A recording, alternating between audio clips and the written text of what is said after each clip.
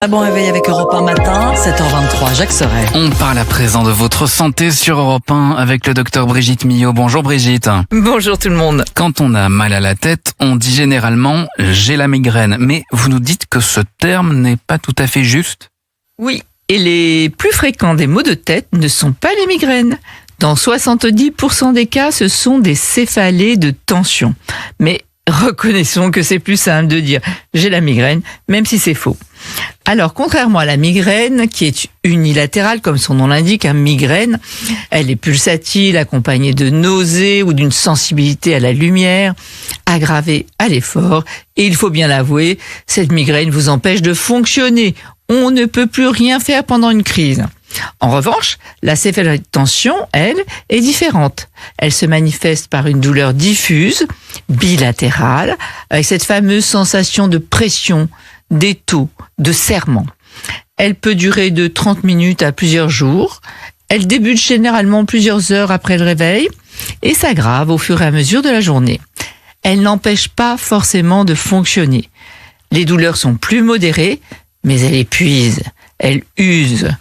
Le terme tension ne renvoie pas seulement au stress psychologique, même si celui-ci joue un rôle majeur. Il s'agit aussi de tensions musculaires, notamment au niveau du cuir chevelu, de la face, de la nuque et des épaules. Les longues heures passées devant un écran, les postures inadéquates, le manque de sommeil, la fatigue visuelle, la déshydratation ou des problèmes au niveau des mâchoires peuvent provoquer ces tensions. Et le stress, lui, agit comme un amplificateur. Sous pression, nos muscles se contractent de façon prolongée. Ce n'est pas dans la tête au sens psychologique du terme. C'est une réaction physiologique bien réelle, mesurable et surtout bien ressentie. La bonne nouvelle, c'est que les céphalées de tension sont souvent réversibles et sensibles aux mesures simples. L'activité physique régulière, les pauses au travail, les étirements cervicaux, la correction de la posture et l'ergonomie du poste de travail sont des leviers efficaces.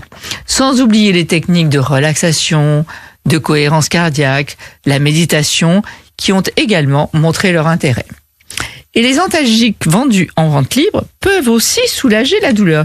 Mais attention, leur usage doit rester modéré, car une prise trop fréquente peut avoir carrément l'effet inverse et créer des céphalées par abus médicamenteux. Bref, ces céphalées de tension sont de plus en plus fréquentes et doivent nous inviter à relâcher la pression au sens propre comme au sens figuré.